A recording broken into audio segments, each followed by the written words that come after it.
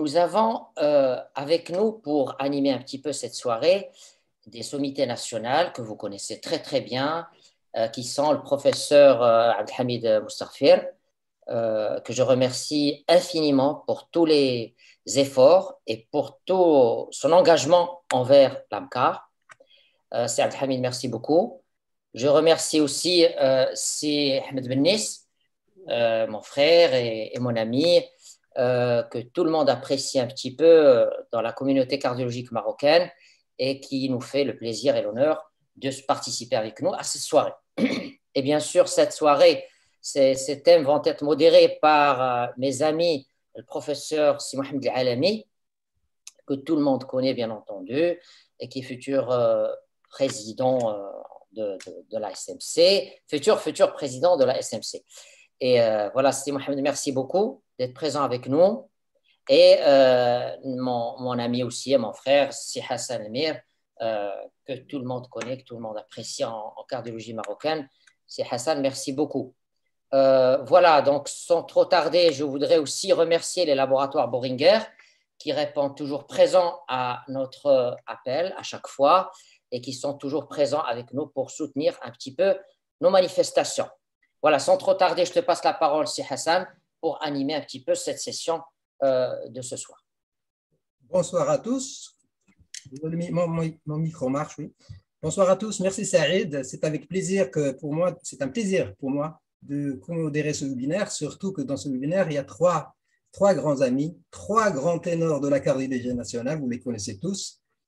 Tous les trois ont beaucoup donné vraiment pour nous et pour les dons de la cardiologie nationale. Je les remercie vraiment.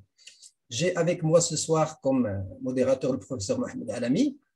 Mais avant de lui donner le micro, je vous rappelle que Mohamed Al-Alami a été président de l'AMCAR. Il a participé à l'élan de l'AMCAR. Et merci pour tout ce que tu as fait pour l'AMCAR. Et bientôt, Inch'Allah, il va être président de la société marocaine, comme Saïd l'a dit. Voilà, avant de te passer la parole, je veux juste vous rappeler qu'il faut poser vos questions. N'oubliez pas de poser vos questions sur la case qui est dédiée. Et pour rappel, les questions sont anonymes. Mais vous pouvez ajouter votre nom. Voilà. Merci pour les questions. À toi, Si Mohamed. Salam alaikum. Merci, chers amis. Merci, professeur Shraibi, pour nous joindre à cet événement.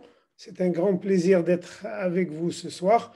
Et je suis certain que ce sera une soirée très agréable. Elle a d'ailleurs très bien démarré avant même d'être sur l'antenne, avec des discussions très, très chaudes, mais on va les reprendre par la suite, Inch'Allah. Donc, merci, c'est Hassan, pour l'introduction. Je vais introduire nos deux experts, mais je crois qu'on ne peut plus les introduire et les présenter. On est entre amis, on se connaît tous et on connaît les capacités professeur Moustarfir. On est avec le past et le futur président de la Société marocaine de cardiologie. On est avec professeur Bennis, le past président, et qui est toujours un président qu'on estime honoraire avec le travail qu'il a fait. Et donc, je crois que tous les arguments et tous les éléments d'une soirée très, très vivante sont là. Et donc, sans tarder, on va commencer par le professeur Moustarfir, qui va parler des AOD et Covid pour 30 minutes. Merci, à vous la parole. Voilà, maintenant c'est bon. Merci de l'invitation. Merci à Boehringer de m'avoir permis également de participer à cette réunion. Et ce thème, il est particulièrement important, plein de rebondissements dans la prise en charge des malades. Faut-il ou pas donner des AOD? Faut-il les donner systématiquement? Faut-il les donner en phase aiguë? Et donc, ce sont un certain nombre de questions sur lesquelles on va s'attarder et j'essaierai modestement de répondre à ces questions.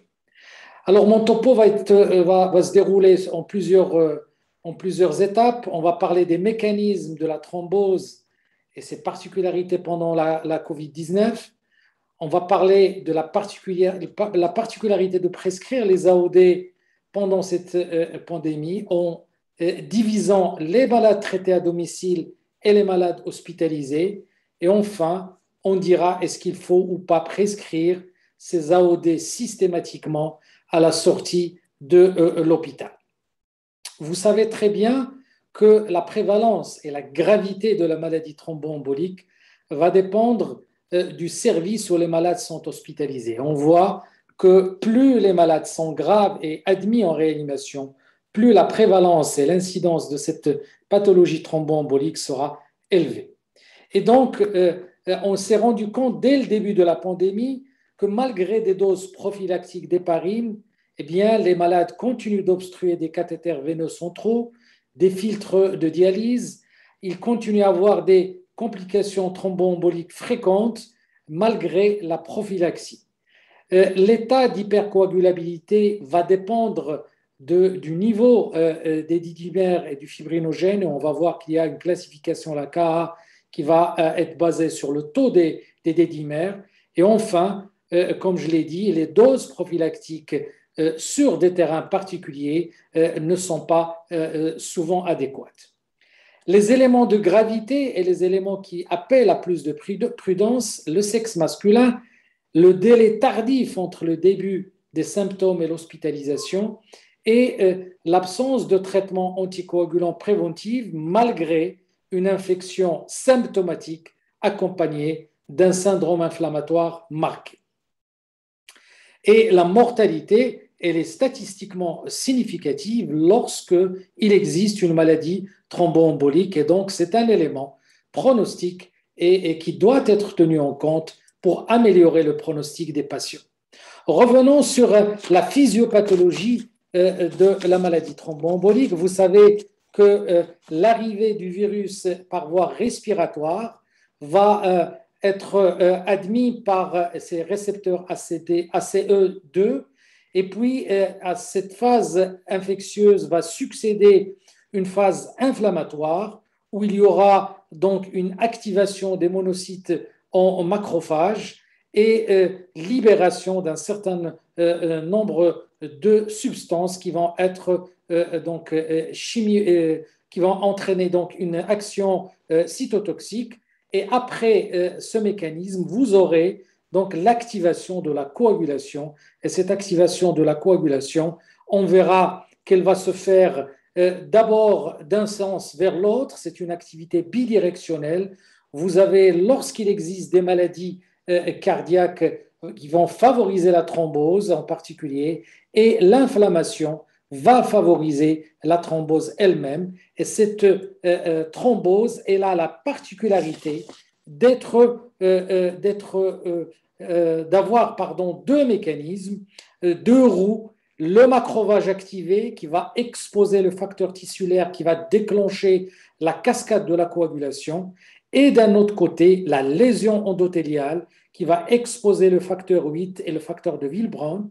Et ce facteur de Willebrand va entraîner une agrégation plaquettaire. Et on dira d'emblée que vous voyez que ces AOD ne peuvent pas agir sur tous les mécanismes de la thrombose, et en particulier la lésion endothéliale et inflammatoire, car ils n'ont qu'une action sur un élément de la cascade, soit le facteur 2 pour le dabigatran, soit le facteur 10 pour les hexagon.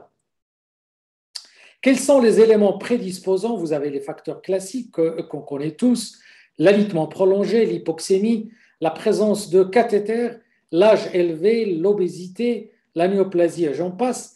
Mais sachez que l'endothélite va jouer un rôle très important au cours de la COVID-19, et cette endothélite, eh bien, elle échappe au traitement par les AOD.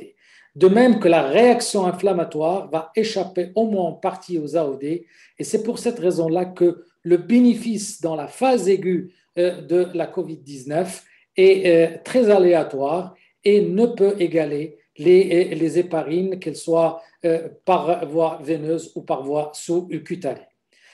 Et donc, la stratification du risque constitue un temps indispensable dans la prise en charge des malades. en particulier chez les malades hospitalisés et donc à forme modérée à sévère qui nécessitent une hospitalisation pour la surveillance. Et vous voyez ici tout un ensemble de sociétés savantes, en particulier la Société internationale de thrombose et d'hémostase, eh bien, qui ont émis un certain nombre de recommandations qui vont constituer le fil conducteur de ma présentation. D'abord, la stratification du risque va faire appel à 3 éléments selon la classification de la CAR, les dédimères 2 à 3 fois, 6 fois et au-delà de 6 fois, les plaquettes normales entre 100 et 150 000 et inférieures à 100 000, et enfin le taux de prothrombine qui, lorsqu'il est allongé, associé à ces 2 autres éléments, annonce la coagulation intravasculaire disséminée. Cette classification peut être abrégée par l'utilisation uniquement des dédimères en pratique, connaissant la facilité d'avoir ces éléments. Et donc, les dédimères vont nous aider à approcher cette gravité des affections thromboemboliques au cours de la COVID-19. Quels sont les traitements qui sont à notre disposition? Vous avez l'hexaban avec les 2 produits en particulier commercialisés au Maroc, le rivaroxaban et l'apixaban. Vous avez le dabigatran qui est un anti-2A et vous avez les héparines et leurs dérivés ainsi que les antivitamines K avec une action sur le 2, 7, 9 et 10. Quels sont les avantages déjà des anticoagulants oraux directs vis-à-vis de l'antivitamine K? Vous savez que l'effet il est au moins égal avec des hémorragies beaucoup moins importantes. Vous savez que la facilité de prescription de ces molécules, en particulier dans cette pandémie Covid, qui va nécessiter ces surveillances répétées, et par conséquent, lorsqu'il n'y a pas une indication de l'héparine, qu'elle soit fractionnée ou non fractionnée, eh bien, les AOD sont indiqués pendant la pandémie Covid car leur utilisation va décharger l'hôpital ou la consultation du poids de la surveillance des autres produits. Mais on va avoir à partager plusieurs études, celles qui sont en faveur de laisser tomber les AOD, mais d'autres qui sont pour la prescription des AOD. Voici l'une des premières études qui a montré que les anti-10A ne répondaient pas correctement à ce besoin antithrombotique lorsqu'on les donne, puisque la majorité de ces patients-là sont décédés. Vous avez également ces patients qui, malgré ce anti-10A, a fait une occlusion de l'artère ophtalmique, et cela pose 2 questions. Est-ce qu'il fallait associer ou pas un antiagrégant plaquettaire chez ce malade-là, sachant que la thrombose au cours de l'artère n'est pas la thrombose sur la veine.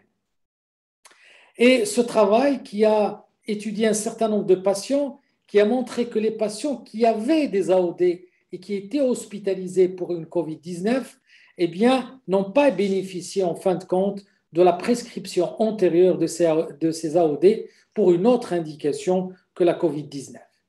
Et cette méta-analyse, ce travail qui a regroupé plus de 100 000 patients, eh bien, n'a pas trouvé également d'une réduction du risque lorsque les patients avaient des AOD. Et ceci s'explique, comme je l'ai dit auparavant, que ces AOD, eh bien, et en particulier l'hexaban, n'ont pas d'effet sur l'endothélium et sur la réaction inflammatoire, alors qu'ils ne sont actifs que sur la cascade de coagulation. Et c'est pour ça que les résultats ne sont pas significatifs pendant cette phase aiguë de la COVID. Par contre, il y a d'autres études, et là c'est le paradoxal, qui sont en faveur de la prescription des AOD. Voici un autre travail qui montre que lorsque les patients avaient des AOD avant, eh bien, il y a une amélioration de la survie, et je marquerai au passage que le pronostic de la femme est meilleur vis-à-vis du Covid par rapport à celui de l'homme. La même chose, ce travail qui a montré que lorsque les patients avait des anticoagulants oraux directs, il faisait beaucoup moins de mortalité, beaucoup moins d'admission dans les soins intensifs et beaucoup moins d'événements durs au cours de leur prise en charge. Et ici, dans la prescription de l'apixaban dans une unité de soins intensifs, a montré une efficacité, une faisabilité qui est tout à fait acceptable. Mais force est de reconnaître que l'héparine est supérieure aux AOD parce qu'elle permet de réduire l'entrée virale. Elle a une activité inhibitrice de l'héparinase. Elle va permettre la neutralisation de l'effet biologique des chimiokines et des cytokines. Elle va interférer avec le trafic des leucocytes. Elle a une anticoagulation grâce à l'antithrombine 3. Et enfin, va neutraliser les histones cytotoxiques extracellulaires. Et c'est pour ça que pendant la phase aiguë de la maladie, en particulier chez les malades hospitalisés, il est nécessaire, et il y a un consensus là-dessus, de switcher les malades vers l'héparine de bas poids moléculaire ou l'héparine non fractionnée pour passer ce cap aigu. Et donc, elle a une action anti-inflammatoire et ses effets de l'héparine ont été particulièrement décrits au cours des septicémies, maladie qui est connue par ses effets interactifs entre l'inflammation et la coagulation. Pendant la pandémie, eh bien, nous savons qu'il y a une restriction de la mobilité, réduction de l'accès aux soins, les hôpitaux sont saturés. Et là, si on peut switcher les malades de l'AVK à l'AOD sans parler de la COVID-19, c'est un bon élément car cela va alléger la prise en charge pour permettre au personnel soignant de s'occuper plutôt des patients de la pandémie COVID-19. Et donc, chaque fois qu'on peut le faire, il faut switcher les malades des AVK vers l'AOD. On sait que les AOD ont une surveillance beaucoup plus simple que les AVK. Et ceci a été démontré avec efficacité au cours des maladies cardio-métaboliques pendant la COVID-19.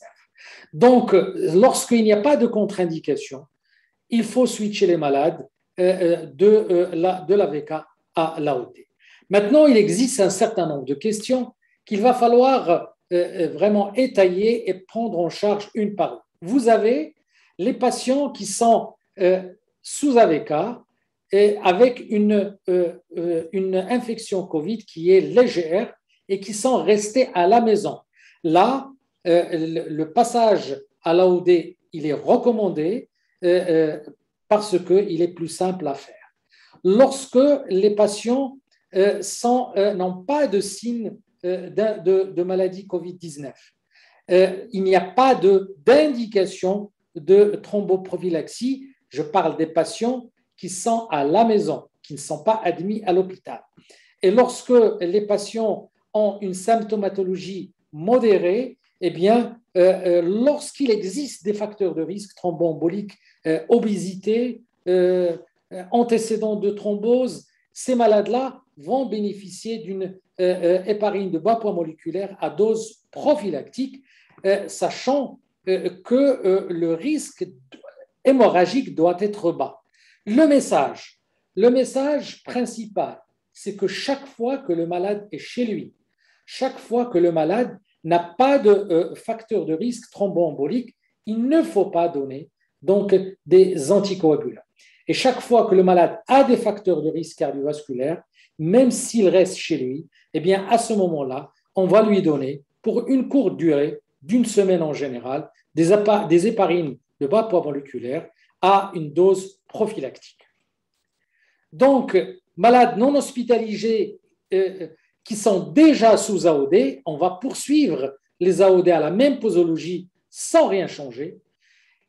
Lorsqu'il n'y a pas de marqueur de thrombose en particulier, les dédimères ne dépassent pas les 4 fois, le fibrinogène reste dans des limites normales.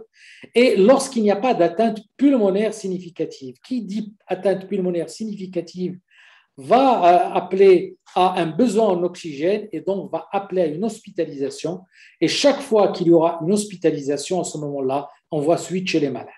De toutes les malades, ces malades qui ne sont pas hospitalisés devraient bénéficier d'une surveillance clinique, en particulier à la fin de la première semaine de la maladie. Lorsqu'il y a une forme bénigne avec des dimères élevés, et lorsque je parle de des dimères élevés, c'est plus de 3 fois la normale, on pourra donner une héparine de bas-moléculaire à dose prophylactique pendant une dizaine de jours. Ensuite, selon le contexte et selon l'évolution clinique, le contexte il est très important et on va voir sur notre plaque que l'élévation des dimères ne signifie pas automatiquement thrombose et donc le contexte clinique, le contexte évolutif de la maladie est capital à prendre en considération. D'autant plus que les AOD eh bien, ont des interférences avec tous les antiviraux si les malades sont hospitalisés.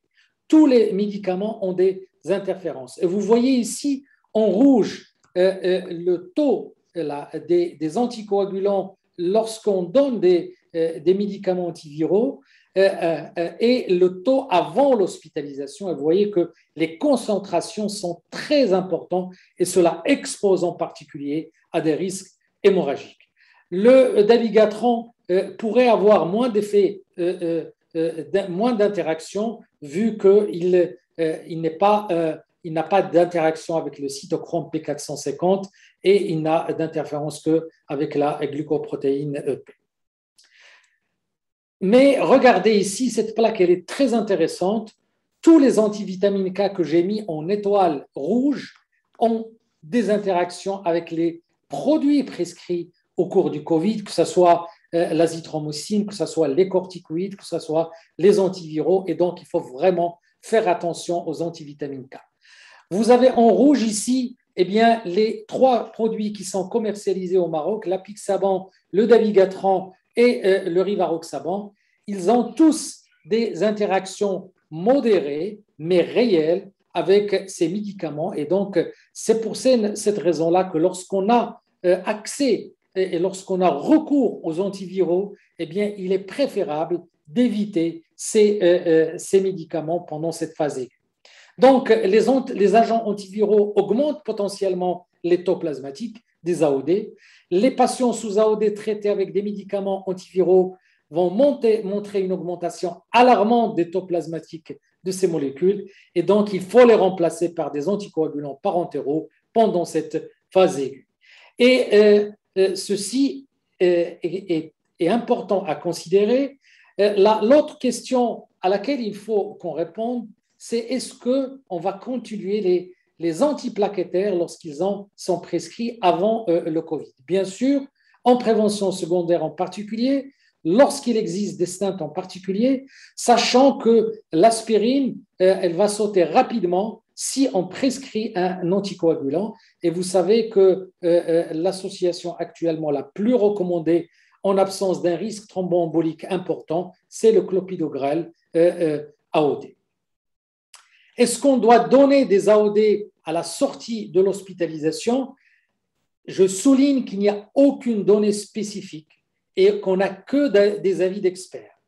Et que la présence de facteurs de risque thromboembolique, mobilité réduite, obésité, comorbidité en particulier une pathologie néoplasique, une élévation supérieure à 3 fois la normale, eh bien l'AOD pourrait avoir une place et on va voir qu'est-ce que les experts recommandent. Tout en précisant que les patients qui avaient une élévation de la concentration des dédimères sur plus de 3331 patients et qui avaient eu le rivaroxaban pendant 30 jours, eh bien, n'ont pas amélioré l'issue. Par contre, ils ont augmenté le risque thromboembolique. Ne pas faire de liaison directe entre dédimères et thrombose. Il faut contextualiser les dédimères, c'est quelque chose de très important. Et voici ce que recommande le VAS européen. Eh bien, lorsqu'on veut donner une prophylaxie à la sortie des patients, c'est environ 40 jours et 10 mg de rivaroxaban. Il faut classer les malades par le score CIC, sepsis, organ failure et le taux des dédimères. Vous avez ici la classification retenue par cette société savante. ou lorsque le risque est élevé, c'est-à-dire un CIC score supérieur ou égal à 8, eh bien, avec une macrothrombose, eh bien, on va donner les traitements anticoagulants pendant 3 à 6 semaines en présence de macrothrombose. Les anticoagulants oraux directs peuvent être donnés 4 semaines à la sortie des patients lorsqu'il n'existe pas de macrothrombose diagnostiquée. Donc, 4 semaines, c'est discutable à la dose thérapeutique lorsqu'il existe une forme grave. Lorsque la forme elle est intermédiaire, pas de thrombose diagnostiquée ou pas avec une atteinte organique, eh bien là, on va discuter l'aspirine à faible dose, mais on va discuter également de faible dose d'anticoagulants directs pendant 4 semaines. Et lorsque le risque est faible, c'est-à-dire qu'il n'y a pas d'atteinte organique, il n'y a pas de macrothrombose, eh bien, on ne donnera pas d'anticoagulants. Une association qui est la fibrillation atriale et la COVID-19, qu'est-ce qu'on doit faire? Chaque fois que les malades ne sont pas hospitalisés, on va garder l'antivitamine K ou l'AOD. Donc, et chaque fois que les malades sont hospitalisés, l'AVK doit être changé, même chez les patients qui ont des prothèses valvaires ou des rétrécissements mitraux. Il faut donner les héparines parce que, pour les raisons que j'ai expliquées, pour leur action anti-inflammatoire et sur l'endothélium. Donc, la gestion des patients va tenir en compte la capacité respiratoire, le poids, les facteurs de risque thromboembolique, les dédimères avec un taux supérieur au moins à 3 et la réaction inflammatoire. Je dirais d'emblée que ce travail publié récemment sur les patients qui avaient de l'aspirine, qui ont eu de l'aspirine au cours de la COVID-19, eh bien, on n'a pas d'effet sur la mortalité. On a même une tendance, même si on n'atteint pas la positivité statistique, on a une tendance à une augmentation de la mortalité chez les patients qui n'ont pas d'aspirine. Il faut retenir également que l'anticoagulation doit être donnée pendant les premiers jours et que ce risque de saignement va prendre le relais à partir du 14e jour. Et c'est pour ça que cet éditorial a dit pas trop fort pour longtemps. Et donc, on donne l'anticoagulation pendant les 7-10 premiers jours et après, on doit tenir en compte ce risque hémorragique qui devient beaucoup plus important après la première semaine et donc il faut moduler, adapter les doses d'anticoagulants. Et cette plaque, c'est pour vous rappeler que l'élévation des dédimères peut avoir plusieurs causes. La fibrillation atriale donne une élévation des dédimères, l'insuffisance cardiaque donne une élévation, les cancers, les maladies rénales, etc. Et donc, il ne faut pas faire de liaison systématique entre les dédimères et la maladie thromboembolique. La négativité seule est importante car elle élimine une maladie thromboembolique. Et pour terminer, je dirais que le taux plus élevé d'échec des anticoagulants oraux directs est dû à son inefficacité pendant la phase inflammatoire et l'inefficacité sur l'atteinte endothéliale, et que ces patients, chaque fois que le patient est hospitalisé, on doit le mettre sous héparine, et quand les patients quittent l'hôpital, il n'y a pas de consensus, il n'y a que des avis d'experts. Lorsqu'il existe un risque thromboembolique élevé, on peut maintenir une dose prophylactique pendant 1 mois environ, mais pas d'AOD systématiquement et pas d'aspirine systématiquement. Je vous remercie. Merci, professeur Moustarfer. C'était très clair, on avait besoin de cette mise au point. Et encore une fois, c'était excellent. Et c'est Hassan, tu as la parole, là on peut… On avait prévu de laisser les questions à la fin. Je pense qu'il y a pas mal de questions déjà. Donc là, cette discussion sera certainement chaude et on laisse Ahmed Bennis faire la deuxième communication. Merci beaucoup Hassan, merci Si Mohamed. Merci à Saïd et je suis vraiment heureux et fier de participer à ce webinaire sur les AOD et le Covid et le diabète. Et je suis très, très heureux et je félicite mon ami le professeur Moustarfir pour sa brillante communication. Alors, je vais vous parler pendant ces 30 minutes qui arrivent sur le diabète, la fibrillation auriculaire et les anticoagulants. Et le diabète, comme chacun le sait, est un facteur de risque cardiovasculaire majeur, le plus souvent associé à des accidents emboliques et à des accidents hémorragiques, et en particulier chez les personnes qui portent une fibrillation auriculaire. Et l'association fibrillation auriculaire et diabète est particulièrement fréquente, en particulier lorsqu'on va dans des registres. Quand on va dans les registres des études randomisées, en particulier qui ont intéressé les AOD, on trouve que dans 23 à 40% des patients qui sont sous AOD, ils ont du diabète. Dans le registre Garfield, qui est le registre le plus connu sur la fibrillation auriculaire, on a de 22 à 29%. Et pour les données de la Société européenne donc du trouble du rythme, on a une personne sur 3 qui est en fibrillation auriculaire, en fait, est diabétique. Et donc, c'est énorme, cette double association. Déjà, on sait que la fibrillation auriculaire est génératrice d'accidents emboliques et d'accidents cardiovasculaires et de risque d'hémorragie par le traitement anticoagulant, qu'on ajoute un facteur de risque cardiovasculaire majeur qui est le diabète, et donc c'est une vraie association extrêmement dangereuse. Quand on parle de diabète, on parle bien entendu du risque de atteinte vasculaire, de macroangiopathie, en particulier d'accident vasculaire cérébral qui est augmenté de 2 à 4 fois, et d'une augmentation de la mortalité, et d'une augmentation de la mortalité cardiovasculaire en général. 8 patients sur 10 qui sont atteints du diabète meurent de maladies cardiovasculaires. Et n'oublions pas d'atteintes microvasculaires, en particulier les rétinopathies. Vous savez que le diabète, c'est la première cause de cécité, d'atteinte rénale.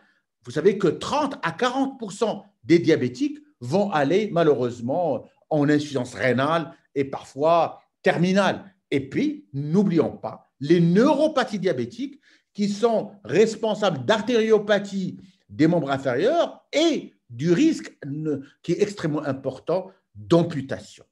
Quand on parle de fibrillation auriculaire et du risque, du score SHATS, le diabète est bien présent. C'est le D et qui est présent dans le score. Et quand on parle d'atteinte rénale, il n'est certes pas présent dans le score embolique, mais il est présent dans le risque hémorragique. Et comme l'a si bien démontré le professeur Moustarfir, il y a un véritable mariage entre le risque embolique et le risque hémorragique. Et ce mariage, ce couple va rester avec nous pendant toute cette soirée. Il est extrêmement important que dans notre partie du cerveau, que ce risque embolique, et donc le fait qu'il y ait indication ou d'un traitement anticoagulant ou pas, doit être toujours contrebalancé par le risque hémorragique. Le diabète fait partie de la fibrillation auriculaire et le tiers des malades qui sont en fibrillation auriculaire que nous suivons seront diabétiques et seront à risque cardiovasculaire élevé. Donc, attention, microangiopathie, rétinopathie diabétique, néphropathie diabétique, neuropathie diabétique et aussi atteinte macrovasculaire, les accidents vasculaires cérébraux, le tiers des fibrillations auriculaires, il y a du diabète et le diabète fait partie, bien sûr, du score risque SHATS-VASC. Et cette interconnexion de la fibrillation auriculaire, du diabète, de l'insuffisance cardiaque et de l'insuffisance rénale est absolument, c'est pratiquement une seule association. Et quand on va dans nos pratiques de tous les jours, quand on a un patient qui est en fibrillation auriculaire qui est diabétique, en général, il a une insuffisance rénale et en général, il a soit une dysfonction diastolique, soit une dysfonction systolique.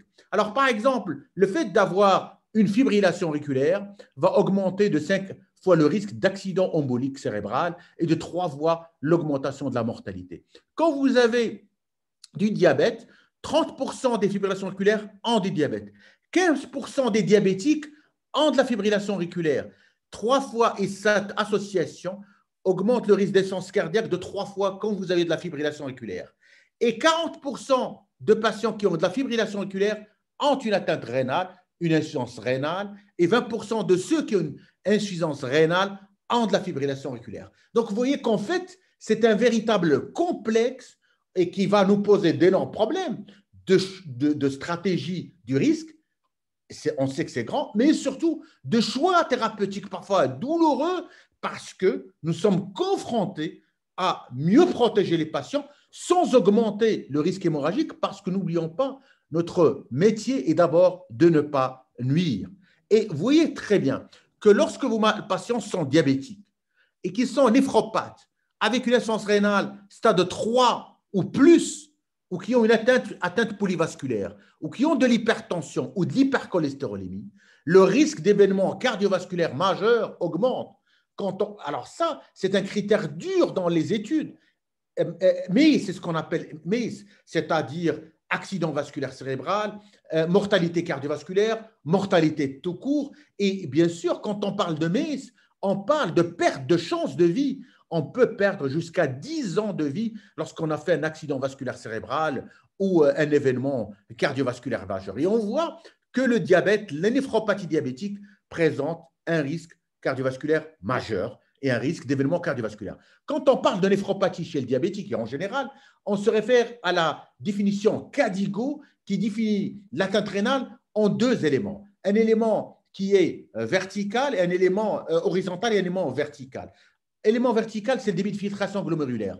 On commence par 90 et on commence à baisser, donc à 60, 30, moins de 30, et donc on a les 5 types. Et puis, en horizontal, ne l'oubliez pas, c'est l'atteinte, la microalbuminurie, moins de 300, entre 300, plus de 300 et plus de 3 grammes. Et c'est là qu'on définit bien sûr l'atteinte rénale par ces 2 éléments importants, le débit de filtration glomérulaire et la protéinurie. Donc, message important, le diabète, l'insuffisance rénale, l'atteinte polyvasculaire, l'hypertension, hypercholestérolémie augmentent les événements cardiovasculaires. Pourquoi le diabète augmente le risque de fibrillation auriculaire? Parce qu'il y a tous les ingrédients. D'abord, il y a les fluctuations de glycémie. Deuxièmement, le stress oxydatif. Et troisièmement, il y a l'inflammation. Ces 3 éléments qui sont extrêmement importants, qu'est-ce qu'ils vont entraîner? Un remodelage vasculaire au niveau auriculaire, une augmentation du facteur de croissance, une augmentation de la fibrose atriale et une dysfonction diastolique. Et tout cela va favoriser bien sûr la fibrillation auriculaire. Et l'altération, le remodelage électromécanique, l'altération du couplage excitation-contraction et l'augmentation du délai atrial électromécanique. Il y a aussi le remodelage électrique, l'altération des périodes réfractaires auriculaires, et puis il y a la dysautonomie, l'altération, bien sûr, du système nerveux autonome. Tous ces éléments vont participer, vont faire les ingrédients, le remodelage atrial, l'altération électromécanique, le remodelage électrique, la dysautonomie neurovégétative. Tous ces éléments vont contribuer à la création de la fibrillation et à l'entretien de la fibrillation auriculaire. Et ça, on le sait très bien, la fibrillation auriculaire va entraîner la fibrillation auriculaire.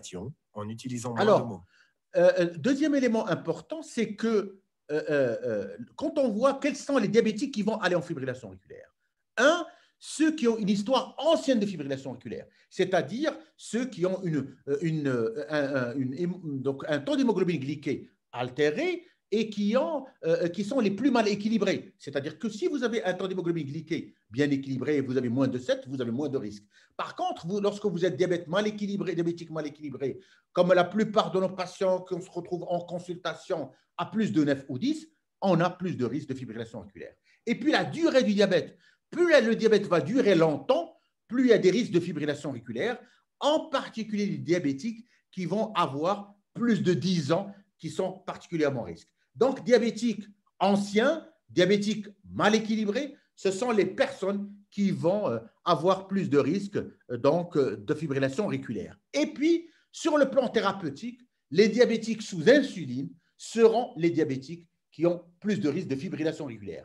Alors, on a quelques données que la metformine, que la pioglitazone seraient plus bénéfiques, et on a des données récentes avec les inhibiteurs SGLT2, en particulier avec la dapagliflozine, on voit que les patients qui sont tirés de déclare ont moins de fibrillation auriculaire. On a aussi des données des PAREG qui dit que les patients qui suggèrent que les patients qui sont sous SGLT2 feraient moins de fibrillation auriculaire. Mais le message ici, c'est que les patients qui sont sous insuline sont plus à risque de fibrillation auriculaire chez les diabétiques. Le diabétique, quand on étudie la population de fibrillation auriculaire sur les registres européens, ce qu'on appelle communément EORP, ce sont les registres européens, le diabétique en fibrillation auriculaire paie toujours le prix, que ce soit en hospitalisation en aigu, par exemple sur les syndromes coronaires aigus, sur les infarctus du myocarde, sur les accidents vasculaires cérébraux, on trouve toujours que la fibrillation auriculaire chez le diabétique qui est en rouge, qu'il y a plus de mortalité en aigu, plus d'accidents thromboemboliques, plus d'insuffisance cardiaque, plus d'arythmie et plus de fibrillation auriculaire. Et quand on voit ces diabétiques après une année, on voit toujours qu'ils meurent plus, mortalité cardiovasculaire, mortalité toutes causes confondues, accidents thromboemboliques, plus d'accidents vasculaires cérébrales et plus d'accidents coronaires. Et on voit la mortalité que les diabétiques en fibrillation auriculaire, je dis bien, meurent plus, ils paient ce double tribut en mortalité cardiovasculaire et en mortalité tout court. Alors, quels sont les facteurs prédictifs en analyse multivariée? Les diabétiques, les patients qui ont une fibrillation auriculaire, les insuffisants cardio, ceux qui ont fait un accident ischémique transitoire, ceux qui ont une altération de la fonction rénale, ceux qui ont saigné et ceux qui sont saignés et que ce saignement soit mineur ou majeur, ce sont des personnes, c'est un sous-groupe de personnes qui vont être à très haut risque. Donc, voilà un message extrêmement important chez vos patients diabétiques, insuffisants rénaux, âgés, qui ont de l'insuffisance cardiaque ou une fibrillation ou un accident ischémique transitoire ou une atteinte rénale ou qui ont déjà saigné, ce sont des personnes qu'il faut surveiller comme du lait sur le feu. Et aujourd'hui, cette soirée est réservée aux anticoagulants. Quand on prend uniquement la fibrillation auriculaire, sans parler de diabète, il y a clairement, dans la méta-analyse des études, que le fait de mettre un anticoagulant, un AOD, un anticoagulant oral direct, que ce soit les anti-10A ou les anti-2A, que par rapport à la warfarine, qu'on diminue la mortalité et on diminue la mortalité cardiovasculaire. Et une supériorité des AOD par rapport à la warfarine, ce qui est une avancée thérapeutique majeure. Et cette avancée thérapeutique, on va la voir dans la prévention des accidents emboliques par les 4 grandes études. Ça, c'est la méta-analyse donc publiée par Ruff en 2014 sur les 4 grandes études avec les AOD dans la fibrillation auriculaire, que ce soit Riley avec le dabigatran, Rocket avec le rivaroxaban, Aristotle avec la pixaban ou Ongage avec l'idoxaban. Je vous rappelle que nous avons 3 anticoagulants directs au Maroc. On a le Pradaxa, on a le rivaroxaban, le Xarelto et on a l'Eliquis, la pixaban. Et donc, on voit clairement que sur la prévention des accidents emboliques, le dabigatran est bien entendu celui qui offre le plus de prévention embolique et pratiquement qui de façon significative et donc ce qui sort le plus supérieur par rapport aux autres anticoagulants. Quand on parle d'accident embolique, on va toujours avec l'accident hémorragique et là, on a une non-infériorité et même un bénéfice, par exemple, avec l'apixaban, avec le dabigatran par rapport au risque hémorragique. Donc, c'est une avancée majeure dans le traitement de la fibrillation auriculaire qu'on connaît depuis une dizaine d'années. Et nous avons la chance, bien sûr, d'avoir vécu ces études, d'avoir ces méta-analyses et ces recommandations qui placent les patients qui sont en fibrillation auriculaire comme un traitement en première intention aux anticoagulants en direct. Est-ce que les diabétiques tirent un bénéfice des AOD? La réponse est oui. Quand on prend la méta-analyse de ces 3 grandes études, il y a un bénéfice chez les diabétiques, que le patient soit diabétique ou non diabétique, il y a le même bénéfice qu'il tire sur les accidents emboliques, donc sur les accidents vasculaires cérébraux ou emboliques tout court. Et donc, quand on fait l'étude dans les sous-groupes, il y a un bénéfice avec les AOD. Et ce même bénéfice est retrouvé sur les accidents hémorragiques et où les AOD sont bénéfiques. Ils diminuent les risques hémorragiques chez les diabétiques et chez les non-diabétiques. Et quand on voit, par exemple, le rivaroxaban chez le diabète ou non-diabète, que ce soit sur les accidents vasculaires cérébraux où il y a une non-infériorité, ou sur les accidents, sur la mortalité cardiovasculaire, diabétique ou non-diabétique, il y a un bénéfice qui sort toujours. Alors, voici les 4 grandes études qui se sont, et surtout l'étude des sous-groupes chez les diabétiques. Et je vais me concentrer par exemple sur Riley avec le dabigatran, la dose de 150 et la dose de 110 x 2, une durée moyenne de 2 ans, avec, regardez le nombre de patients, 18 000 patients, avec un Schwarzbach autour de 2, un INR cible TTR de 64%, et les diabétiques dans cette étude représentent 24%. Il y a clairement, que ce soit sur les événements emboliques, embolie cérébrale ou systémique, que ce soit sur les hémorragies cérébrales ou les hémorragies majeures, il y a un bénéfice extrêmement important et en faveur du Riley et en faveur du dabigatran. Ce même bénéfice est retrouvé avec le rivaroxaban, avec l'apixaban et avec l'idoxaban. Mais quand on parle donc de l'étude Riley spécifiquement, il y a un bénéfice sur les 2 événements majeurs, à savoir accident embolique et accident hémorragique. On va s'intéresser, comme toujours, vous savez que il y a les études, il y a les méta-analyses et qui sont, donc on va étudier l'ensemble des études qui se sont intéressées à la fibrillation auriculaire, donc de janvier 2012 à septembre 2015. Et on va donc accueillir et on va recueillir 107 000 personnes diabétiques qui ont étudié dans les 3 grandes études. Et on va voir, on ne va pas donner juste un avis, mais on va voir que disent ces études par rapport aux diabétiques en fibrillation auriculaire et par rapport aux antivitamines K. Alors, par rapport aux antivitamines K, par rapport à la varfarine, l'apixaban, le dabigatran et le rivaroxaban, ils battent à plate couture la varfarine. Il n'y a pas débat. Vous avez un diabétique en fibrillation auriculaire, que vous utilisez l'apixaban sur les accidents emboliques ou sur les accidents hémorragiques, ou vous utilisez le dabigatran sur les accidents emboliques ou les accidents hémorragiques, ou le rivaroxaban, vous avez toujours un bénéfice, sauf peut-être avec le rivaroxaban. Et ça, on le voit sur les accidents hémorragiques, en particulier les hémorragies digestives, où il y a un surrisque avec le rivaroxaban. Mais quand il s'agit de protéger nos diabétiques en fibrillation auriculaire, donc on voit clairement que le choix est vite fait et que bien sûr, en première intention, on va donner bien sûr les AOD. Quand on fait une comparaison, mais c'est une comparaison indirecte parce qu'il n'y a pas eu d'études jusqu'à maintenant de head-to-head, on a juste des études de comparaison, des méta-analyses. Quand on compare l'apixaban par rapport au dabigatran, en termes, bien sûr, d'accidents vasculaires ischémiques, il y a un bénéfice par rapport à l'apixaban. Et quand on parle d'accident hémorragique, le dabigatran fait moins saigner. Et en particulier, le dabigatran fait moins saigner par rapport à l'apixaban, par rapport aux hémorragies cérébrales. Quand on compare l'apixaban ou rivaroxaban chez les diabétiques en fibrillation auriculaire, toujours, alors en termes d'accident embolique, bénéfice pour l'apixaban et attention, bien sûr, au risque hémorragique, bien sûr, par rapport au rivaroxaban. Et quand on parle le dabigatran par rapport au rivaroxaban, il y a un bénéfice sur les accidents hémorragiques, les accidents vasculaires cérébraux hémorragiques, et surtout sur les hémorragies où on voit clairement qu'il y a plus de risques avec le rivaroxaban. Donc, voici un résumé de ces méta-analyses. Alors, quand on va voir donc, un résumé des 4 grandes études que nous avons sur les AOD, Rocket, Aristotle, Riley et Engage, on voit clairement que, par exemple, sur Riley, il y a une diminution de la mortalité cardiovasculaire, des accidents emboliques, une diminution des hémorragies et, message important, des hémorragies digestives et des hémorragies cérébrales, des hémorragies majeures, sans diminuer avec le dabigatran.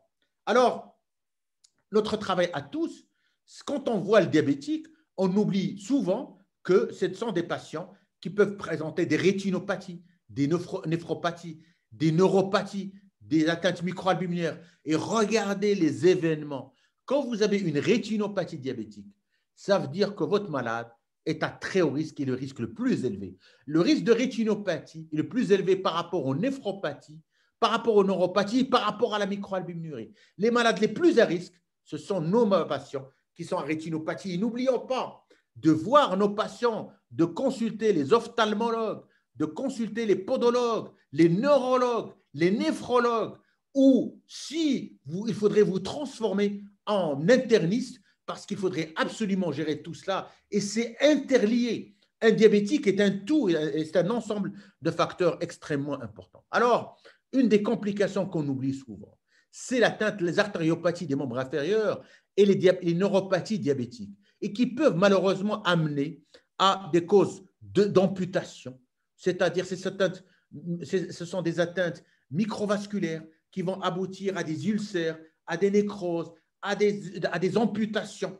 Et c'est extrêmement délétère pour les patients. Et dans nos consultations, chacun de nous a des amputés, soit des orteils, soit des membres. Et ce sont des patients, n'oublions pas, qui vont perdre plusieurs années d'espérance de vie, jusqu'à 10 ans, en particulier 6 ans, des néphropathies. Et est-ce qu'on a avancé sur le traitement? Et lorsqu'ils sont en fibrillation auriculaire et diabétique, est-ce qu'ils tirent bénéfice des AOT? Clairement, que ce soit sur les événements majeurs, ce qu'on appelle MAIL, événements majeurs des membres inférieurs. C'est comme MACE, MAIL, Major Adverse Limb Event, c'est-à-dire les événements du membre inférieur, en particulier l'amputation. Donc, les patients qui ont de la fibrillation auriculaire avec des facteurs de comorbidité, qui ont des anticoagulants oraux directs, ont moins par rapport à la varfarine, moins d'amputation, moins d'événements ischémiques, moins d'amputation de membres inférieurs. C'est un message important. Et on a l'étude COMPASS qui a utilisé le rivaroxaban à faible dose, 2,5 pour l'aspirine, qui montre clairement, comme pour l'utilisation des AOD à pleine dose, que ce soit le rivaroxaban, que ce soit l'apixaban ou le dabigatran, on a une diminution des événements emboliques et des événements d'amputation. Donc, n'oublions pas cette étude COMPASS à faible dose de rivaroxaban qui diminue les événements, en particulier d'amputation des membres inférieurs. L'atteinte rénale est une atteinte majeure chez le diabétique, dans le parcours du diabétique. Vous savez que dès qu'un diabétique commence à altérer le débit de filtration glomérulaire, son risque d'événement cardiovasculaire augmente. Et un diabétique commence à baisser sa débit de filtration glomérulaire moins de 60, c'est quelqu'un qui va mourir d'événements cardiovasculaires, d'infarctus ou d'accidents vasculaires cérébraux.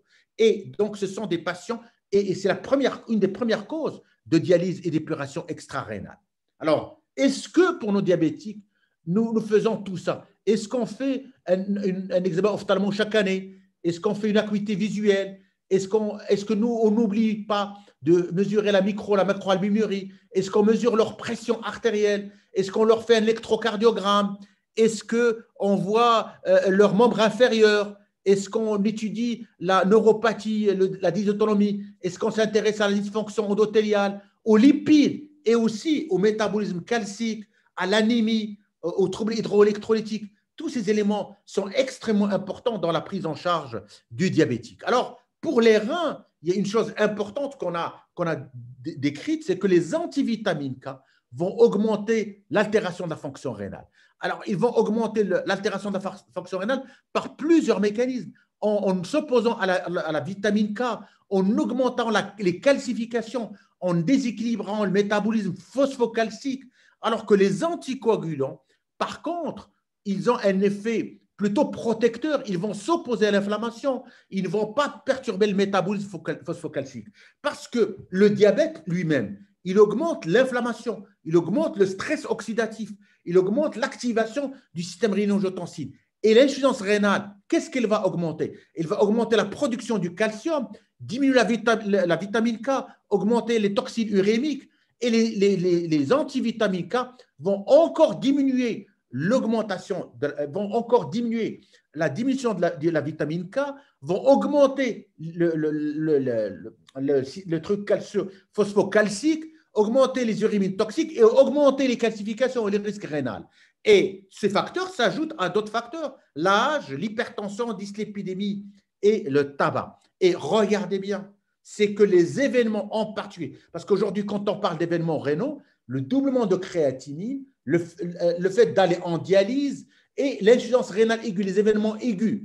Et on voit clairement, quelle que soit votre débit de filtration glomérulaire de départ, que ce soit à 60, à moins de 60 ou à moins de 47, lorsque vous donnez un anticoagulant direct, un NOAC ou un AOD, vous avez plus de bénéfices, plus de protection par rapport aux antivitamines K. Aujourd'hui, le fait de donner un antivitamine K va participer à la dégradation de la fonction rénale. Alors, là, comme on a dit, la warfarine va augmenter les plaques, va augmenter le calcium, il va diminuer l'activité de la vitamine K, va augmenter les protéines gamma-carboxyglutamide, va donc aggraver la fonction rénale. Par contre, les AOD, l'apixaban, le rivaroxaban, le dabigatran, ils ont un effet anti-inflammatoire. Ils vont diminuer les effets, soit effet anti-10A pour l'apixaban et le rivaroxaban, soit l'effet anti-2A, et par conséquent vont diminuer le stress oxydatif, vont diminuer les plaques et vont diminuer le PAR2 activité. Et par conséquent, vous voyez que tout ce qui est en rouge, c'est l'altération de la fonction rénale. Diminution de 30% du déclin de la fonction rénale, doublement de créatinine, insuffisance rénale aiguë, altération de la fonction rénale. Aujourd'hui, quand on parle de néphroprotection, on parle de ces 4 éléments majeurs qui sont les éléments de suivi. Et quand on compare les NOAC, les anticoagulants, par rapport aux antivitamines K chez les patients qui sont en insuffisance rénale, on voit clairement qu'il y a dans des études rétrospectives ou dans des analyses de sous-groupes, il y a clairement un bénéfice par rapport au déclin de la fonction rénale, par rapport au fait d'aller en dialyse ou par rapport à l'insuffisance rénale terminale. Alors, comment on utilise les NOAC aujourd'hui, les anticoagulants oraux directs en fonction du débit de filtration glomérulaire? Pour le dabigatran, c'est feu vert, aucun problème, à partir de 50. Entre 30 à 40, on peut utiliser 2 fois 150 ou 2 fois 110, et moins de 30, c'est contre-indiqué. Pour le rivaroxaban, 20 mg, donc 20 mg plus de 50, et moins de 50 ml par minute, le 15 mg. Le 15 mg. Pour l'apixaban, c'est bien entendu 2 fois 5 mg, et on peut utiliser 2 fois 2,5 lorsque les patients une créatine plus de 15 ou lorsqu'ils sont âgés à plus de 80 ans ou lorsqu'il y a un de ces facteurs-là. Et moins de 30, alors moins de 30, on peut utiliser le rivaroxaban à 15 mg, l'édoxaban à 30 mg et l'apixaban à 2 fois 2,5 mg. Pour les patients moins de 15 ou les dialysés, les AOD ne doivent pas être utilisés. Que ce soit la FDA ou que ce soit l'Agence européenne, ils n'autorisent pas l'utilisation des AOD pour les dialysés et ceux qui ont moins de 15, en attendant les études et les sous-groupes des études. Alors, quand on va dans l'étude Garfield, dans le registre Garfield, qui compare les anti-10A par rapport au dabigatran et dabigatran par rapport aux antivitamines K, donc quand on associe le risque hémorragique et le risque embolique, il y a un effet en faveur du dabigatran qui est associé à une diminution du facteur combiné, à savoir le risque hémorragique. Il y a moins d'hémorragie avec le dabigatran et une diminution de la mortalité cardiovasculaire par rapport aux antivitamines K. Et ça, c'est peut-être une spécificité des anti-2A, une spécificité du dabigatran par rapport aux autres AOD. N'oubliez pas, mes chers amis, avant de terminer, que nos patients, en général, sont polymédiqués. Nos patients, ils ont plus de 4, 5, 6, 8 médicaments. Ils sont diabétiques, insuffisants rénaux, insuffisants cardiaques, ils ont des anti-inflammatoires, en fait, ce sont des patients qui ont eu déjà un accident vasculaire, un accident ischémique transévitoire. Alors, regardez bien, quand vous avez des patients qui prennent plus de 9 médicaments, ils ont une mortalité en rouge. Quand ils ont 5 à 8, ils sont en bleu. Et lorsqu'ils ont moins de 4, c'est la meilleure survie. Par rapport au saignement, vous savez très bien, et je voulais rappeler, par rapport au saignement, lorsqu'ils ont plus de 9 médicaments, ils risquent de saigner. Lorsqu'ils ont moins de 4 médicaments, ils risquent de moins de saigner. Donc, attention aux patients polymédiqués. Et bien sûr, c'est inversé. Plus le risque est important, moins les patients vont adhérer au traitement et plus le risque va augmenter. Vous avez des patients qui augmentent leur risque, qui diminuent leur adhésion et qui ont plus de traitement. Ce sont des patients à risque. Des patients, et on le voit, des patients qui ont plus de risques, ce sont des patients qui adhèrent moins au traitement. Et vous savez par exemple que quand quelqu'un a eu un accident hémorragique, il a moins tendance à prendre des thérapeutiques et a moins tendance à adhérer au traitement. Donc, la prévalence de la fibrillation auriculaire avec les facteurs de comorbidité, en particulier le diabète, augmente à prendre plus de médicaments, à plus de risques. Et n'oubliez pas dans votre tête que vos patients, plus ils augmentent les thérapeutiques, plus le risque va augmenter, en particulier de mortalité cardiovasculaire, de mortalité tout court et de risque hémorragique. Et le dabigatran, justement, a un profil safe et donc par rapport aux patients qui ont une fibrillation auriculaire qui sont polymédiqués, en particulier les diabétiques. Alors, en conclusion, un patient qui a une fibrillation auriculaire, un patient sur 3 est diabétique. Le diabète augmente le risque d'accidents vasculaires cérébraux, de mortalité cardiovasculaire, d'insuffisance rénale, de déclin de la fonction rénale et d'atteinte des membres inférieurs, n'oublions pas. Chez les patients qui sont en fibrillation auriculaire et diabétiques, il faudrait absolument s'attacher aux risques micro- et macroemboliques. Et aujourd'hui, il faut faire toujours le pour et le contre, peser et d'abord protéger les patients contre les accidents emboliques sans augmenter le risque hémorragique et d'abord ne pas nuire à vos patients et bien les protéger. Je vous remercie. Merci, professeur Benis, pour cet excellent exposé. Je crois que c'était très clair et que c'était bénéfique. Alors, on en arrive à la discussion. C'est Hassan, si tu veux inaugurer la discussion. Alors, je commencerai par quelques questions du net et en particulier la professeure Ali Salima qui pose une question. Pourquoi 40 jours d'anticoagulation après Covid grave et non pas plus de jours? Il n'y a pas de consensus, je l'ai bien dit, ce sont des avis d'experts. Il n'y a aucune étude qui a démontré l'efficacité parce que soit qu'il y a une macrothrombose diagnostiquée, phlébite ou embolie pulmonaire, et là on part sur 6 mois d'anticoagulation, 3 à 6 mois, soit qu'il n'y en a pas, et ce consensus d'experts a retenu 30 à 40 jours d'anticoagulation. Voilà. Mais je n'ai aucune preuve scientifique à donner à mon ami Salim. Mohamed? Oui, alors si on reste sur le Covid avec professeur Moustapher, il y a des questions dans le genre IDM et Covid, HTA et Covid. Est-ce que vous avez des arguments ou des notions sur des points intéressants? Non, ces éléments-là vont augmenter le risque thromboembolique et l'hypertension artérielle. Et c'est une maladie bidirectionnelle. Il y a un certain nombre de pathologies telles que l'hypertension, l'infarctus du myocarde, qui vont augmenter le risque thromboembolique. Il y a la Covid par son action inflammatoire sur l'endothélium qui va augmenter le risque de thrombose. Mais elle ne va pas gréver une particularité. S'il faut anticoaguler, on va anticoaguler. S'il ne faut pas anticoaguler, on ne va pas anticoaguler.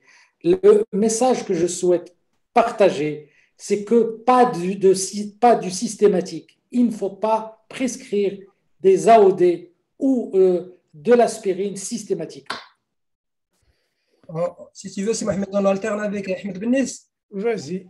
Alors, une autre question du professeur Abdelali, parce qu'il écrit son nom, alors on la priorise. Diabétique polyartériel, en EFA, quel anticoagulant, antiagrégant en plus ou pas? Oui, alors ce qui est extrêmement important, c'est qu'il faudrait toujours peser le risque hémorragique. Il faudrait absolument, ce sont des patients, les diabétiques ont la double particularité, surtout lorsqu'ils sont insuffisants rénaux, de faire les deux, d'avoir plus de risque embolique et en même temps d'augmenter le risque hémorragique. Et on sait par exemple sur le Hasbled que l'atteinte rénale fait partie du risque hémorragique. Et par conséquent, Alors, il faudrait bien sûr tenir compte de la fonction rénale lorsque les patients sont en fibrillation auriculaire. On a le choix entre les 3 AOD dont on a parlé et puis, bien sûr, l'association d'aspirine chez les patients qui sont diabétiques va augmenter le risque hémorragique. Donc, moi, je ne serais pas pour systématiser la prise d'aspirine, en particulier, et ça, aujourd'hui, on a plus de données actuellement et on s'intéresse de plus en plus au risque hémorragique, les personnes âgées, les personnes qui ont de petits poids, les personnes qui ont déjà les personnes qui ont une altération de la fonction rénale, toutes ces personnes qui sont extrêmement fragiles et qui vont risquer d'hémorragie, donner de l'aspirine, à mon avis, il faudrait absolument étudier du cas par cas. Il faut faire très, très attention à associer l'aspirine au risque, donc à les aspirines aux anticoagulants oraux directs. La règle, anticoagulants oraux directs, sauf chez les patients à très haut risque ischémique et à très faible risque hémorragique, c'est du cas par cas. Mohamed? Eh bien, c'est Moustapha, à vous. Je voudrais ajouter uniquement un commentaire sur ce qu'a dit M. Saïd Bennis. Il y a des registres qui sont là, qui ont démontré que chez les patients qui ont des atteintes périphériques, eh bien, l'association d'antiagrégants plaquettaires est délétère et que l'AOD seul suffit. Et l'exemple type, c'est même la coronaropathie. Une fois qu'on passe la phase d'endothélialisation du stent, on arrête. Et donc, chaque fois qu'on peut éviter l'association, il faut le faire. Je suis tout à fait de ton avis. Je suis de ton avis. D'ailleurs, aujourd'hui, tu as vu les études sur la bithérapie plaquettaire ont tendance de plus en plus à aller il y a de nouveaux protocoles sur la bithérapie très courte. Ça, d'une part. Et d'autre part, la seule association, maintenant, quand je vois les études, c'est l'étude Compass, mais à très faible dose d'AOD. C'est du rivaroxaban 2,5 chez les artériopathes des membres inférieurs. Voilà. Très bien.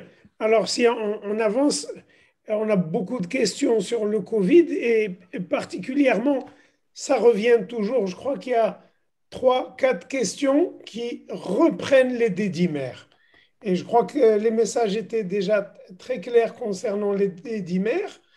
J'ai une question. Quelle est la signification des dédimères? Vous en avez parlé. Merci de la qualité de la présentation. J'ai un malade Covid positif, dédimère à 10 000, thrombopénie, taux de plaquettes à 15 000. Voilà.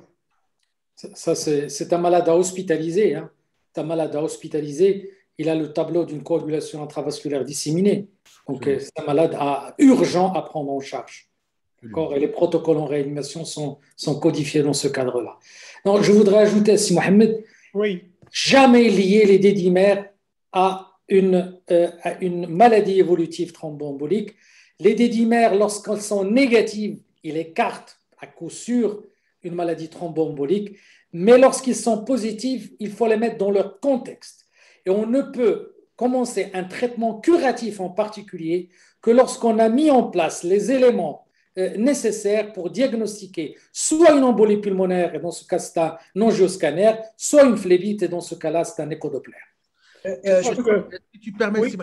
je m'inscris tout à fait à ce que dit le professeur Moustapha, c'est-à-dire que la tendance aujourd'hui, c'est une tendance un peu simpliste. Dédimère élevé, anticoagulant direct ou anticoagulant. C'est devenu du systématique. Alors, absolument, le message est clair. Tant qu'on n'a pas démontré que le malade a une thrombose veineuse ou une embolie pulmonaire, il ne faut pas oublier que le traitement anticoagulant, en particulier les AOD, font saigner. On ne peut pas tuer des gens alors qu'ils sont alors que c'est un marqueur. Le dédimère, comme a précisé le professeur Moussel, c'est juste un marqueur de négativité. Très bien. Je crois que, excuse-moi, je continue sur le même schéma. Et pourquoi prescrire alors les dédimères? On les prescrit souvent dans les formes légères, vraiment légères. On prescrit les dédimères, on les met ces anticoagulants, on les appelle au téléphone. Non, on les prescrit parce que la KA, elle est prescrite pour stratifier le risque. C'est un élément de stratification, mais c'est un élément qui doit être mis dans son contexte. Encore une fois, la clinique est reine. Les explorations morphologiques restent la base du traitement thromboembolique. Mais il est démontré que plus les dédimères plafonnent, plus le risque thromboembolique et inflammatoire et important. Mais quand tu trouves des dédimères élevés chez un patient ambulatoire, polysymptomatique, fatigué, léger, qui marche, qui bouge, est-ce qu'il faut lui donner des anticoagulants? Non, non, non. Je crois que c'est un point vraiment très important. On a spontanément tous les quatre envie d'en parler parce que je crois que ces dernières semaines et derniers mois, on a tous vu des taux de dédimères, des confrères qui nous envoient allez voir le cardio, vos dédimères sont élevés. Alors vous avez besoin. Ce qui nous dérange encore plus, c'est que le malade vient en disant le confrère à dire ah, il faut commencer un traitement anticoagulant. C'est que c'est vraiment capital qu'on soit tous d'accord et que peut-être que les sociétés savantes et l'AMCAR fassent quelque chose. J'espère qu'il n'y aura pas de nouvelles vagues, mais si jamais, il faudrait qu'on ait un consensus parce que en face des confrères et des malades, c'est un طبيب ديالك راه غيعطيك الدواء كيجري الدم c'est et comme vous avez tous dit, je dirais tous les trois, si on a des dimères même jusqu'à 10 000, et on a vu ici tout à l'heure, s'ils sont isolés alors que le tableau clinique est normal, et je pense, c'est Hassan, ta question, elle était vraiment à sa place, c'est-à-dire quelqu'un qui a un Covid léger avec des dimères très élevés. Je crois que aussi la CRP a son rôle. S'il est très élevé, comme a dit Moustapher, on est dans un contexte inflammatoire avec élévation des dimères et CRP. Et peut-être là, on discuterait peut-être une thromboprophylaxie à des doses ISO, mais pas anticoagulantes. Je crois que c'est la question du soir et la question qu'attendent les cardiologues qui nous écoutent. Voilà. C'est la question principale de cette journée, de cette soirée. Et le professeur Moustarfer a aussi dit quelque chose de très important, l'aspirine. L'aspirine, on a l'impression que tous les Covid doivent avoir de l'aspirine. Et on a vu en méta-analyse, ça ne donne rien. C'est ça. Augmente la mortalité, ça a une tendance d'augmenter. Il faut se rappeler. Si vous permettez, je vais rappeler deux choses. Que le traitement anticoagulant, ça peut tuer et qu'il ne faut pas le mettre en place si on n'a pas les preuves. Et que la prophylaxie, oui pour la prophylaxie lorsqu'il y a des facteurs de risque ou lorsqu'il y a une réaction inflammatoire déclarée. Dans tous les autres cas, on est au-delà des prescriptions et on est néfaste pour les patients. Il ne faut pas l'oublier. Je repose la question. Et le deuxième point, c'est Moustapher, c'est justement l'aspirine. On ne le retrouve pas dans les recos, mais beaucoup de confrères mettent l'aspirine. Et ça, je crois que c'est le deuxième point. Si on devait communiquer, c'est vraiment sur ces deux points-là pour éviter beaucoup de malheurs et d'hémorragie. On va préparer un consensus et on le publiera dans la revue marocaine de cardiologie, je te le promets. Inch'Allah. Et tu vas y participer. Il faut faire vite parce que la question qui se pose justement, c'est l'aspirine. Est-ce que tu confirmes qu'il n'a pas de place? Et puis le problème, c'est que les malades nous appellent, ils sont déjà mis sous aspirine. Est-ce que je continue? Est-ce que j'arrête? C'est Moustapher. Répète, s'il te plaît, répète. Là, tu nous confirmes que l'aspirine n'a pas de place vraiment dans le Covid. Mais dans la pratique, les malades nous appellent, ils appellent tous les cardiologues. On m'a mis sous aspirine et je suis sous aspirine. Est-ce que je continue ou j'arrête? Et la phobie des cardiologues, c'est quoi? C'est que là, vraiment, le consensus, les plats que j'ai présentés, c'est tiré de recommandations de sociétés savantes. Qu'est-ce qu'ils disent sur l'aspirine? L'aspirine, soit qu'il y a une indication avant le Covid, et dans ce cas-là, on la continue, on ne discute pas. Soit qu'il n'y a pas d'indication dans le Covid, et la seule indication logique, c'est lorsqu'on a une thrombose artérielle.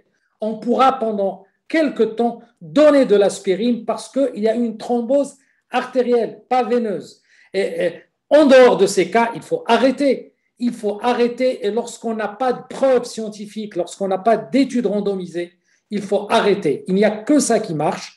Et malheureusement, moi, je suis stupéfait devant certaines ordonnances où il y a les AOD, où il y a l'aspirine pour des formes vraiment bénignes, où il n'y a aucun élément biologique de gravité. Même les dédimères sont normales.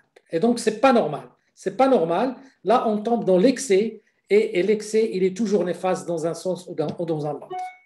Moustapher, c'est Moustapher, un dernier point peut-être pour clore un petit peu cette discussion sur les AOD et les antithrombotiques. Les patients qui sont graves et qui ont séjourné en réanimation, qui n'ont pas fait d'événements thromboemboliques veineux authentiques, est-ce qu'il faut qu'ils sortent avec un AOD, juste pour que les gens partent avec des idées claires? Oui, grave, grave, ils sortent avec un AOD, oui, parce que généralement, les malades que j'ai gérés, il y a une phase d'alitement. Il y a une phase d'alitement. Les gens ne retrouvent pas rapidement leur autonomie de déplacement, leur mode de vie normal et un traitement anticoagulant, parfois même curatif, d'une durée d'environ 1 mois est recommandé. Et là encore, ce sont des recommandations sans études randomisées. Par contre, quelqu'un qui a été hospitalisé 2-3 jours et que tout est rentré dans l'ordre, qu'il sort avec un traitement curatif, je pense que c'est exagéré. Très bien. Ben, je crois qu'on a fait le tour sur ça. S'il y a d'autres questions, c'est Hassan. Sinon, on redonne la parole à professeur Chalaibi. Moi, je poserais une petite question, un petit commentaire à Ahmed. Le diabète semble être le critère le plus péjoratif du score SHADS. Est-ce que c'est par un mécanisme direct du diabète sur l'endothélium, la coagulation, ou plutôt par les complications cardiaques, rénales, entre autres? Alors, tu as pu le voir, le diabétique, d'abord, il y a une étape pro-inflammatoire du diabétique. Il y a une étape pro-inflammatoire et une étape pro-thrombotique. Il y a en même temps tout un ensemble de remodelage au niveau auriculaire. Il y a des altérations de tout ce qui est mécanisme électromécanique au niveau des oreillettes. Donc, on peut considérer le diabète comme un état lui-même prothrombotique, un état qui favorise la thrombose. Si vous associez le diabète avec de la fibrillation auriculaire et vous l'associez à de l'insuffisance rénale, vous avez tous les ingrédients que le malade thrombose. Donc, le diabète lui-même est un facteur majeur de thrombose. C'est une maladie prothrombotique par atteinte microvasculaire, par l'atteinte inflammatoire, par l'activation des facteurs de coagulation et aussi par le remodelage artériel vasculaire que ça suppose. Et donc, ça explique un peu que ce sont des patients que le diabète fasse partie du score SHADS-VASc. Alors, il y a professeur Chalaibi et professeur Moustarfel qui veulent prendre la parole. Allez-y. Je voudrais apporter deux remarques. Le facteur le plus péjoratif dans la classification SHADS-VASc, c'est l'âge, suivi du diabète. L'âge, et c'est pour ça que les Canadiens, ils stratifient les malades d'abord sur l'âge. Les recommandations 2018 des Canadiens, c'est l'âge, suivi du diabète. Deuxième remarque, que ce soit le rivaroxaban commercialisé sous le nom de Xarelto et de Rexaban au Maroc, que ce soit l'apixaban commercialisé sous le nom d'Eliquis, que ce soit le dabigatran commercialisé sous le nom de Pradaxa au Maroc, eh bien ces molécules-là, ils sont efficaces chez le diabétique. Et il faut savoir qu'il ne faut pas vendre, comme certains laboratoires le font, que cette molécule est franchement supérieure à l'autre. Toute la classe des AOD est efficace et aux médecins, aux prescripteurs, le choix, pour une raison ou pour une autre, de prescrire ces molécules. La différence entre les anti-2 et les anti-10, c'est la double prise ou la monoprise. La monoprise, elle a les avantages d'adhérence, c'est indiscutable. La double prise, elle a l'avantage de diminuer un peu les saignements par rapport aux autres, parce que pour avoir une monoprise, on doit donner des posologies un peu plus élevées. Voilà ce que j'avais à dire sur ces AOD-FA et diabète. Professeur Chalaibi. Il y a une question qui est posée au professeur Benis et que j'ai trouvée très intéressante. C'est effectivement, tu nous as montré un petit peu que la prévalence de la FA chez le diabétique est importante. Est-ce que tu penses qu'il faut s'acharner de façon systématique à chercher la FA chez le diabétique, ou est-ce qu'il faut rester raisonnable, c'est-à-dire essayer de la chercher surtout chez les patients qui ont des facteurs de risque élevés? Effectivement. Alors, l'incidence de la fibrillation auriculaire chez le diabétique approche les 15%. Et l'incidence du diabète au cours de la fibrillation auriculaire, pratiquement 30%. Il est clair que dans le screening du diabétique, il faut rechercher de la fibrillation auriculaire. En particulier, il faut bien sûr faire l'électrocardiogramme. Quand on fait l'écho, il faut voir la surface de l'oreillette gauche. Et puis, s'il y a des facteurs qui s'ajoutent, l'âge, l'hypertension, le cholestérol, l'épaisseur intime média et tout, il faudrait peut-être, on demandera l'avis du professeur Moustarfir, à chercher plus la fibrillation auriculaire chez les diabétiques. On peut avoir des fibrillations qui sont complètement cachées et qui peut être un marqueur thrombolique par la suite. Pour compléter la réponse de mon ami Nice, je dirais deux choses. La première, tout à fait d'accord avec lui, il faut traquer la fibrillation atriale chez le diabétique. Maintenant, on ne va pas demander des haltères de 72 heures, de 7 jours chez tous les diabétiques. Non. Par contre, il faut avoir l'œil d'analyser un électrocardiogramme. Lorsqu'on a une activité atriale traînante, lorsqu'on a une activité négative en V1 traînante, lorsqu'on a une HVG, lorsqu'on a des extrasystoles, qu'elles soient atriales ou ventriculaires, ces éléments-là nous appellent à aller traquer la fibrillation atriale. C'est important d'aller chercher la fibrillation atriale dans ce contexte. Et comme lorsqu'on a une oreillette gauche, on fait une écho, on a un volume de l'oreillette qui est augmenté, une HVG de la cardiopathie diabétique, il faut aller rechercher la fibrillation atriale car effectivement, elle va modifier le pronostic du patient, en particulier en lui évitant des accidents vasculaires cérébraux. Très bien. Je propose, Hassan, si tu es d'accord, une toute dernière, comme ça on aura clos à 21h, si vous êtes tous d'accord. Je vais lire peut-être une question qui vient d'un confrère qui n'est pas cardiologue, peut-être. D'accord, vas-y. Mais je vais la lire parce qu'il y a. Il y en a une pour le professeur Benissi, c'est ça? Et pour la femme enceinte? Là, elle a les AOD chez le diabétique. Vas-y. Alors, c'est écrit pour professeur Benis, la place des AOD chez les diabétiques à haut risque sans FA documenté. Sans FA documenté. Alors, ça, c'est une question extrêmement importante. Je pense qu'un des messages les plus importants que nous avons essayé de traverser aujourd'hui, c'est que les anticoagulants, ce sont des médicaments qui font saigner, qui doivent être donnés à bon escient. Donc, s'il n'y a pas d'indication chez le diabétique d'anticoagulants, il ne faut pas les donner. Parce qu'un anticoagulant peut tuer un patient. Un anticoagulant, en particulier un AOD, s'il n'est pas indiqué correctement, s'il y a un patient à surrisque, et on a tous vu des patients qui peuvent avoir des hémorragies digestives, des hémorragies cérébrales. Donc, voilà. Deuxième réflexion et qui m'attire, c'est que j'avais fait quelques topos sur le traitement chez les patients coronariens, c'est un autre sujet, et la tendance aujourd'hui, c'est de raccourcir de plus en plus le traitement du traitement biplaquettaire et la durée de l'aspirine. Et les années à venir, je pense que ce sont des années où l'aspirine sera de moins en moins indiquée, sauf avec des indications précises, parce qu'on s'est rendu compte depuis l'étude VOST que l'aspirine fait saigner, et il fait saigner malheureusement dans le cerveau. Et malheureusement, on a toujours tendance à donner de l'aspirine de façon prophylaxique à tout le monde. Ça, c'est un réflexe qu'il faut absolument modérer. Alors, pour revenir à la question précisément, s'il n'y a pas de FA documenté, s'il n'y a pas d'indication thrombolique documentée, pas d'indication aux AOD. Je crois que c'est un des messages forts de ce soir, cette réunion, c'est qu'on a bien discuté, on a vu qu'il y a un risque hémorragique avec les anticoagulants AOD ou pas, et qui va être augmenté en quelque sorte par l'aspirine, l'utilisation de l'aspirine. Je crois qu'avec le Covid, on a découvert que nous, cardiologues, c'est l'impression, vous me dites ce que vous en pensez, on a l'habitude de peser le risque thrombotique et hémorragique pour décider. Et que quand on voit ces prescriptions qu'on a dit tout à l'heure des Covid, ou bien donner un AOD sans FA, par exemple, juste pour le risque, on comprend que peut-être des confrères non cardiologues ont la main très facile pour l'anticoagulant. Et comme vous avez dit tous les deux, c'est très important qu'ils comprennent qu'on peut tuer quelqu'un avec un anticoagulant et qu'il faudrait la sagesse avant de le prescrire.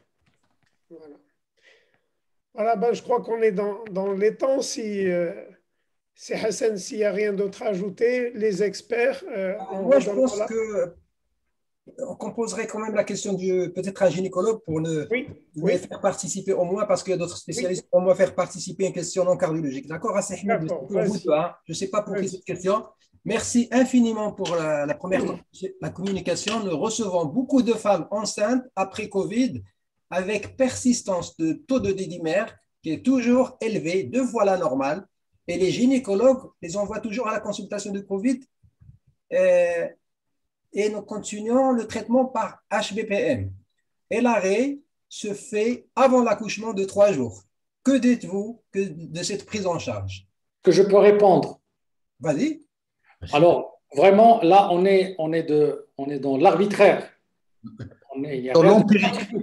L'empirique. D'accord? C'est pas normal. C'est pas normal. Il faut les éclairer. Tout simplement parce que la grossesse augmente les dédimères. La grossesse donne 2 à 3 fois les dédimères. Elle peut augmenter. La grossesse elle-même donne des dédimères élevés.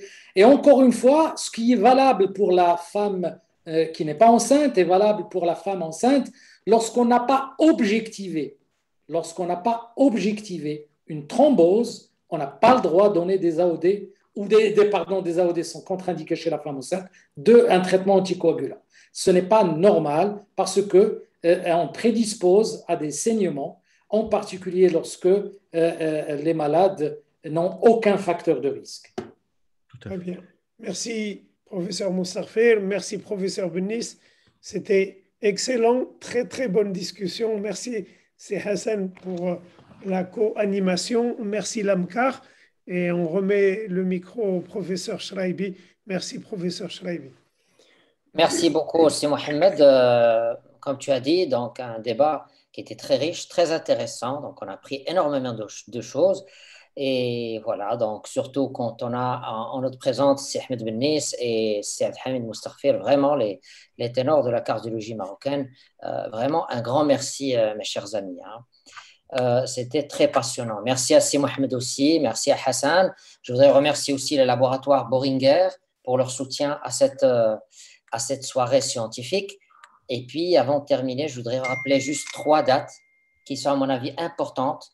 La première, c'est la semaine prochaine, même heure, même jour, le jeudi prochain à 19h30. On aura l'occasion de faire un webinaire en association avec l'association des endocrinologues et des diabétologues. Et donc, on aura l'occasion de discuter en long et en large un petit peu les questions qui se posent dernièrement sur l'utilisation des nouvelles thérapeutiques dans le domaine du diabète. Deuxième rendez-vous, c'est le 14-16 octobre, c'est le congrès national de la Société marocaine de cardiologie qui aura lieu à Marrakech. Et donc, tous les cardiologues sont invités à y participer. Et puis, la troisième date, c'est les ateliers pratiques d'échographie, que ce soit cardiaque ou Doppler vasculaire, de l'AMCAR, qui auront lieu les 5-6 novembre à Marrakech. Et soyons nombreux à participer à cette manifestation. Voilà, donc c'est la fin de ce webinaire. Je vous dis un grand merci et à très bientôt. Au revoir. Au revoir.